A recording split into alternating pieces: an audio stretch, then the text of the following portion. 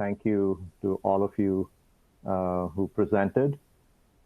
We have a ton of questions that showed up on our Q&A chat, so I'll invite all of our presenters to come on live, and we'll go through these questions one by one.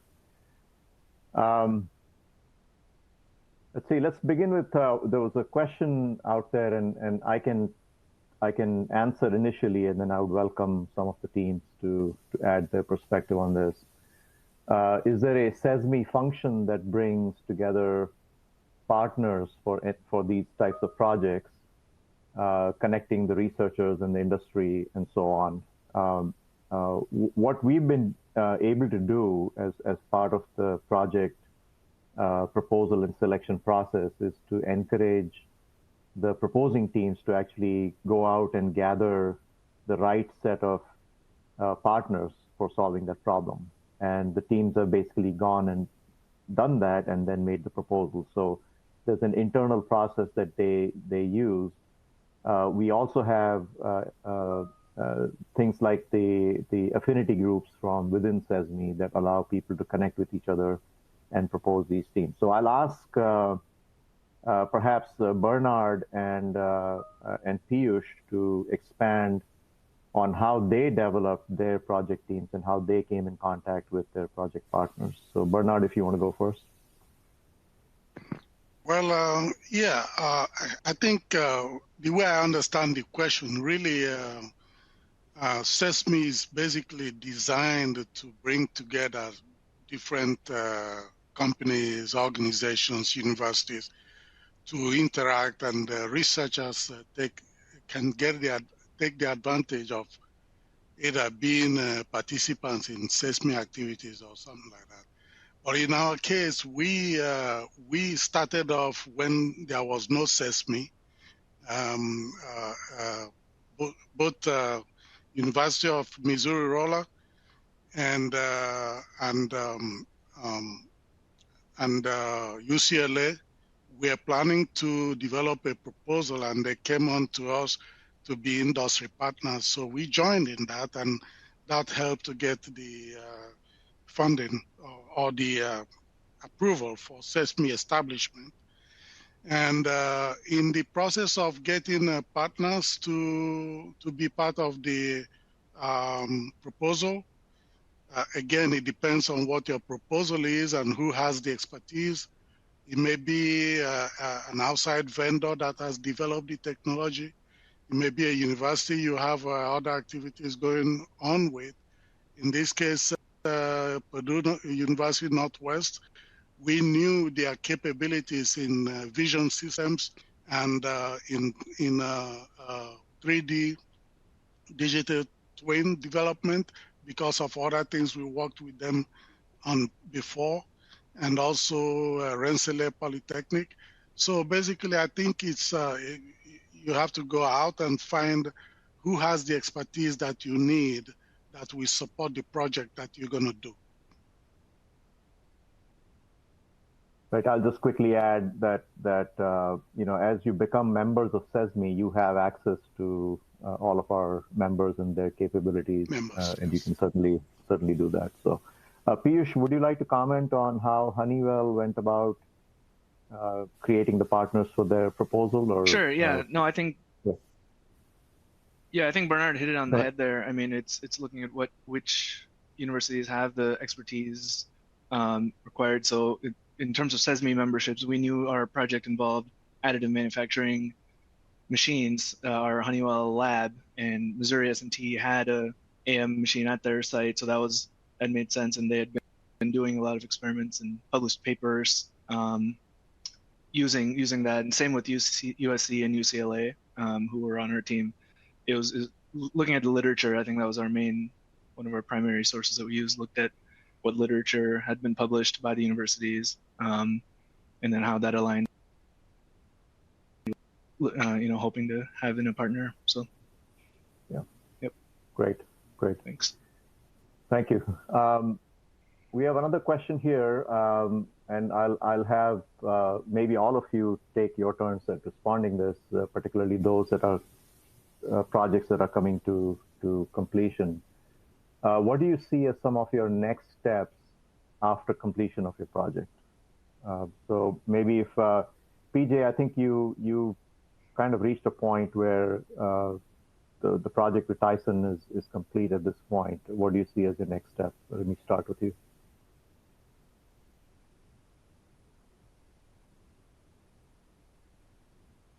We cannot hear you, PJ, if you're speaking. Oh, sorry about that. I pushed the wrong button. So we're going to move into looking in more to our yield improvement at our rendering facilities, and seeing if we can move that on into other facilities as we progress through this process. So we reached to a point where Sesame helped us out, get us to a good baseline, and then we'll start moving forward with it. Okay. And how about with Argos? Juan, can you speak to that a little bit? What your next steps are? Yes, good afternoon, for sure.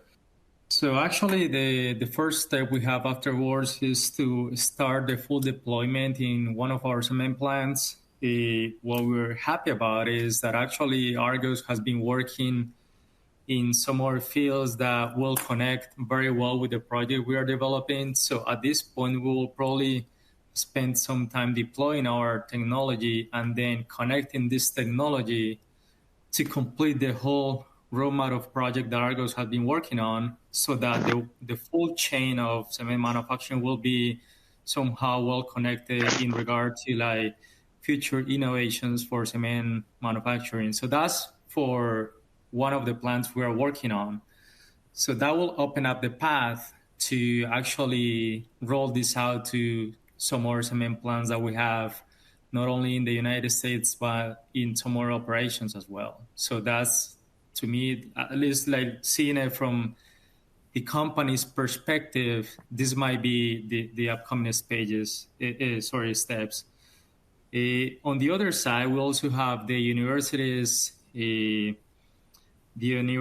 perspective, in which I believe I'm very positive that the team has developed enough knowledge and experience to start exploring further opportunities within the cement industry. For instance, all the commitment that the whole industry, or most of the industry partners that have joined the carbon neutrality commitment by 2050, that's going to be let's say a significant let's call it, let me take that back. That is going to be a very challenging topic in which we will have the lead on. So that could be the upcoming stage for the university, from the university's standpoint.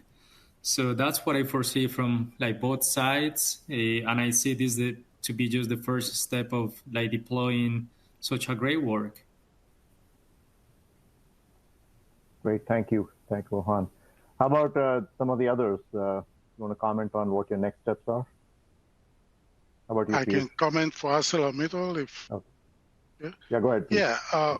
So definitely our project was a very big one. It was supposed to create a digital twin that is connected with all the information, all the data coming from the caster, and developed AIs to track quality and machine condition. So we did make a lot of advances in this project, but the goal has not been reached. And the new sensors that were demonstrated by Missouri Roller, we will be looking to take advantage of it.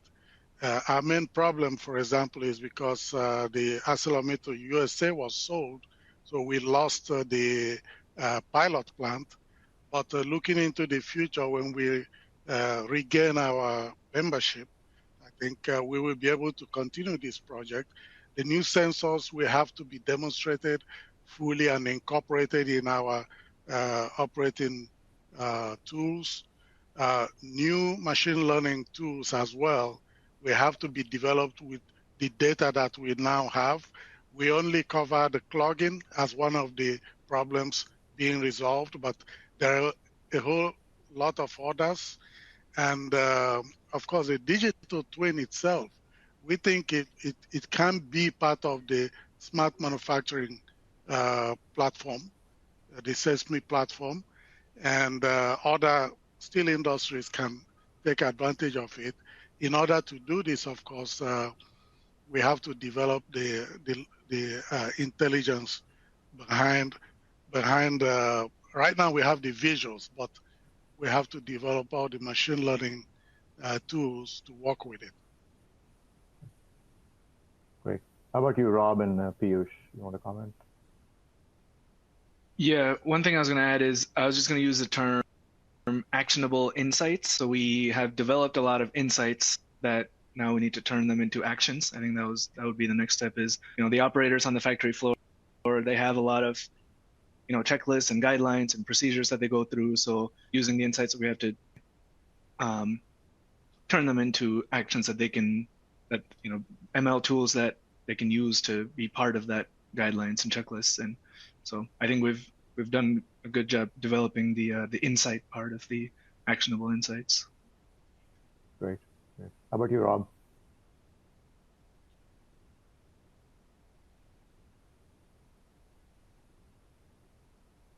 Might be muted, Rob.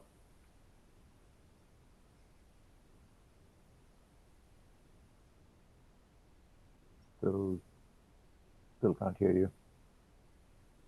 Okay, we'll come back to you, Rob, once we get the audio back.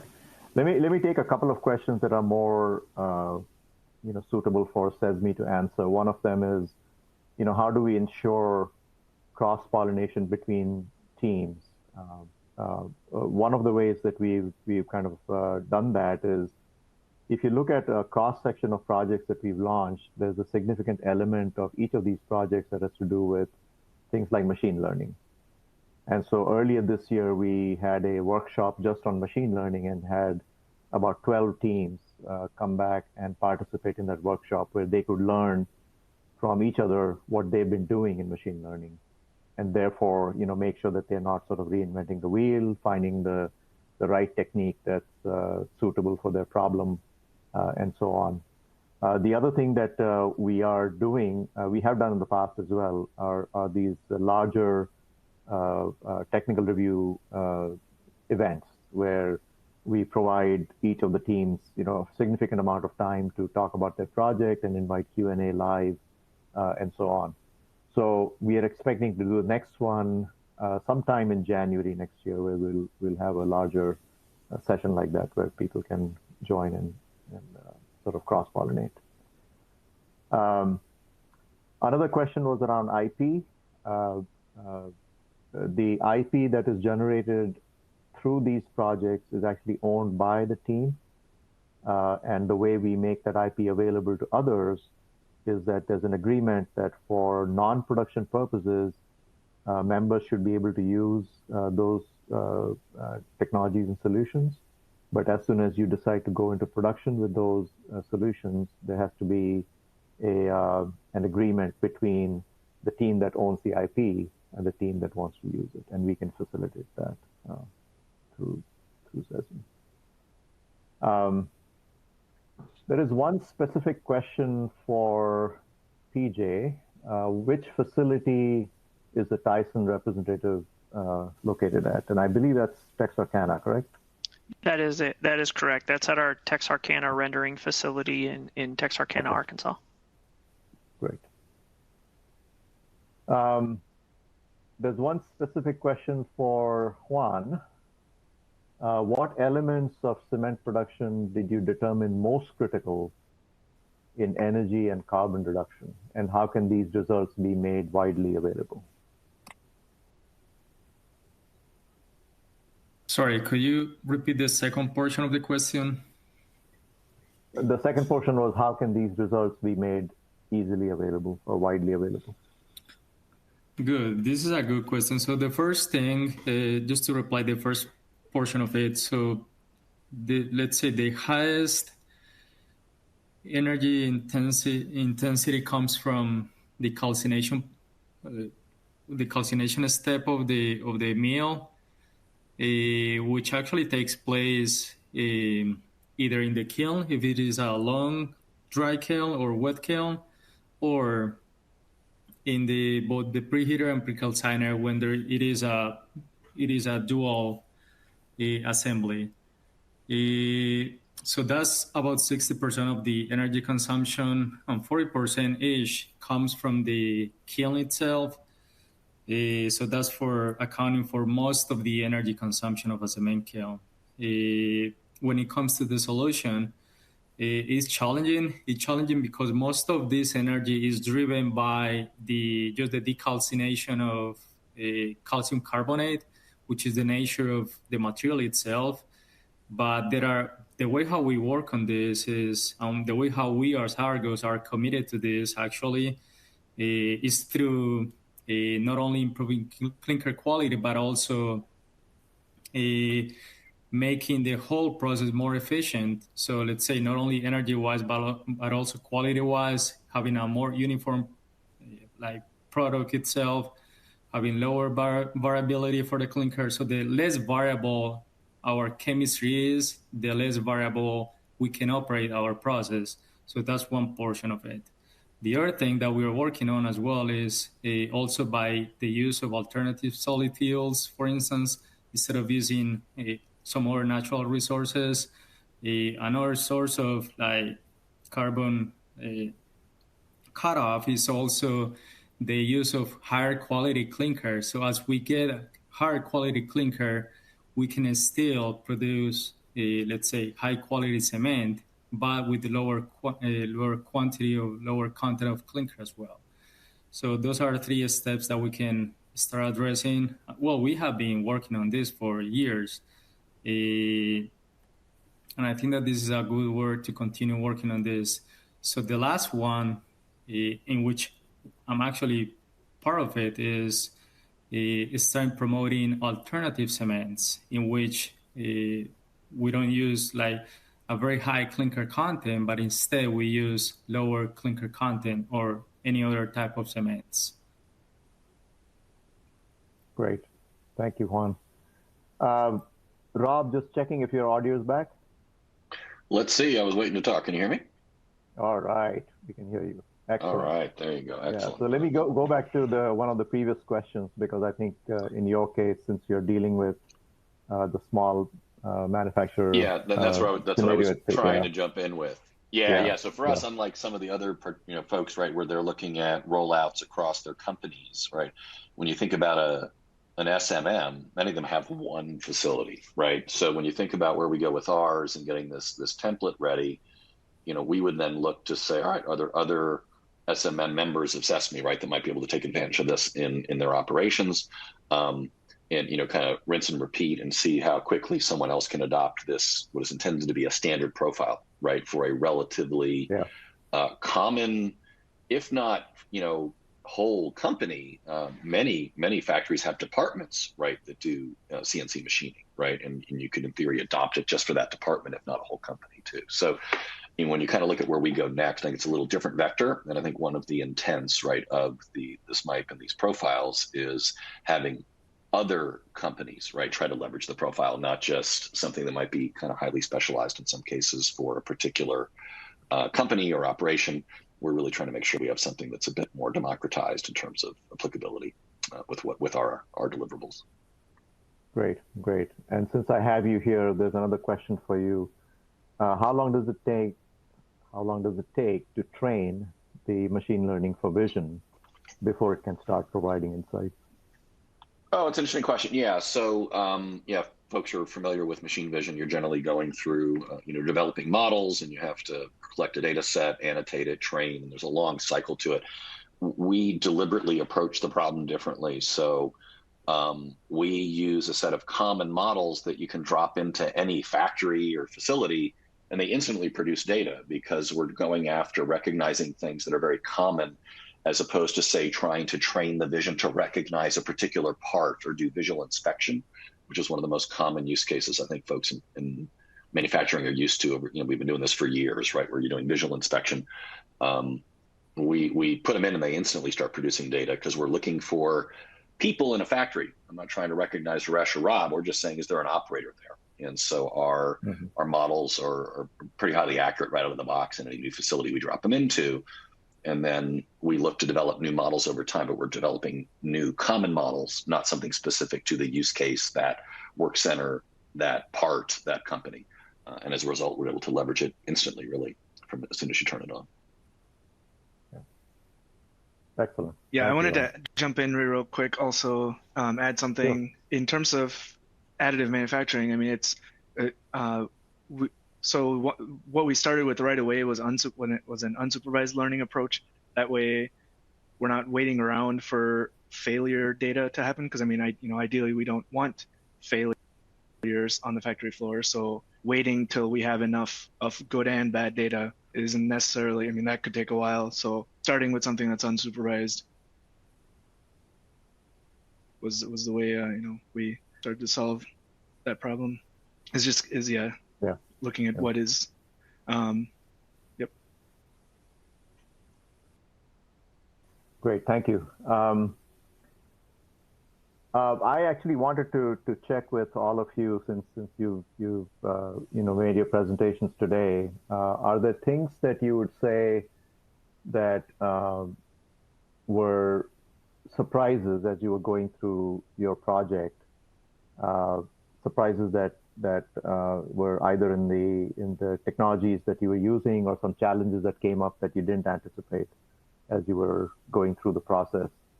So I know that the Tyson project and the steel project, they're complete. Maybe they can answer first to see what are the learnings or challenges that they didn't anticipate that they actually saw. So if you can comment on that a little bit. Well, for ArcelorMittal, the big challenge we faced initially was, the fact that the smart manufacturing platform was not ready. So we took a lot of time trying to ingest our data somewhere else and waiting for the platform to be ready. But other than that, we were able to actually carry out the project using our own in-house server to manage the data. Okay. How about that's you? That's the only problem we face. Other than that, everything else went okay. And of course, the company was sold. The USA part of our company was sold. And therefore, we had to hurriedly put together an adjusted schedule to finish it up. Right. How about for you, PJ?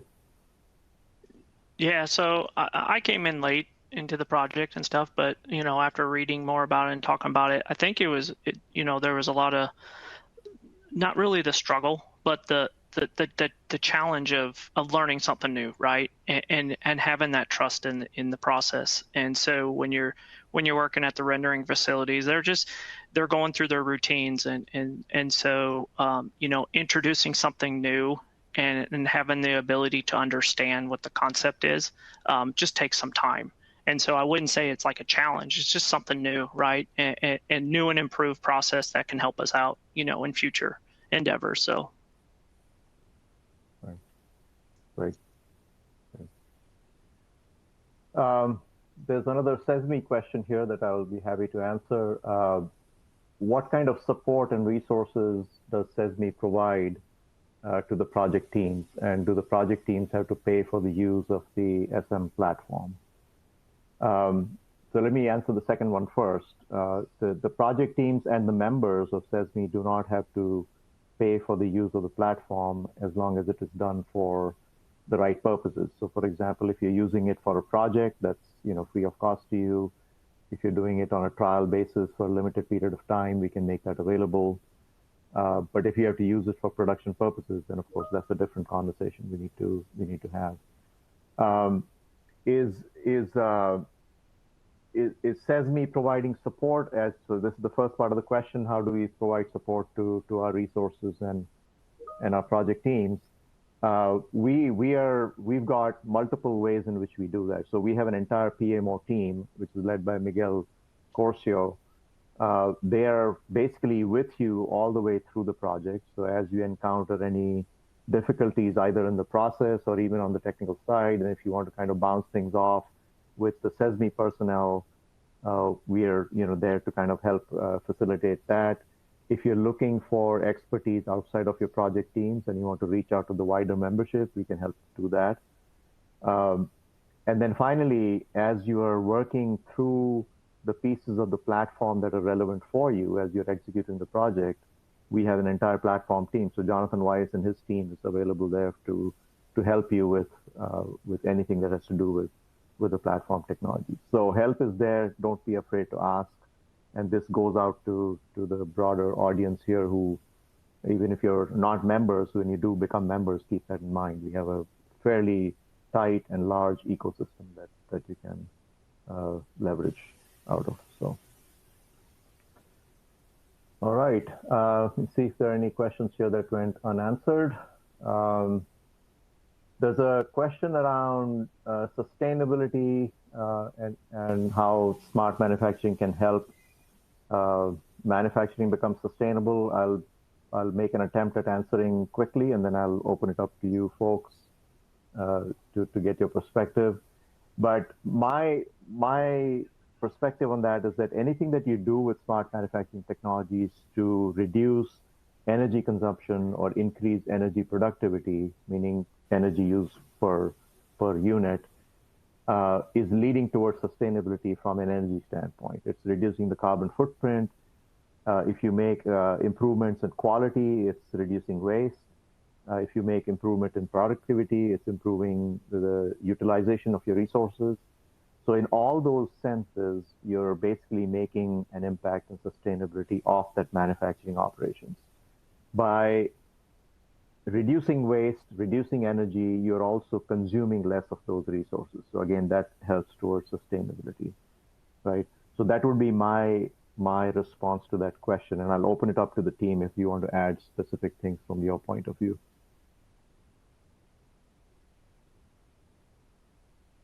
Any takers? I know there's a huge impact from steel and Yes.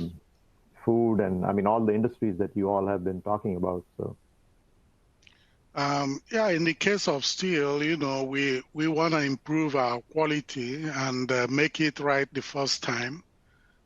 So we stop the reprocessing that we normally have.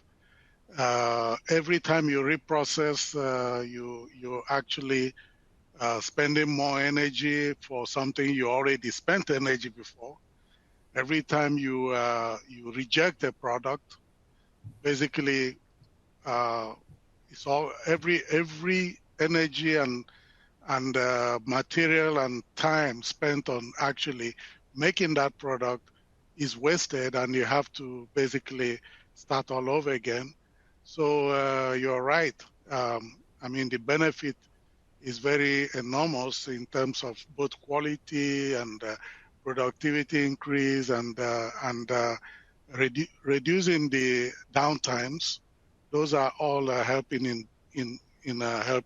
They are helping the environment by reducing the energy and reprocessing. That's my thought. Okay, great. Just quickly, we have only 1 more minute left, so if somebody wants to chime in and answer, do that. Yeah, as I mentioned before, at least from the Argus perspective, we're working a lot on the not only what I already mentioned about like optimization in energy, but also like carbon capture and reusing concrete as well. So that could be a great initiative as well. I just wanted to point that out. Okay, great. Well, thank you to everyone for making your presentations and helping answer a lot of these questions, which none of us could have done single-handedly. I think we are up for time here. I would say that it's been a fantastic set of presentation and dialogue, and I want to thank all of you for taking the time to do it. I think we are about to move into the next segment. We will will have the next session, which is titled Tackling Smart Manufacturing Skills Gap in the Workforce. And that will be followed by a Q&A session, just like we did for this session. So thank you again, and looking forward to having you on the next session.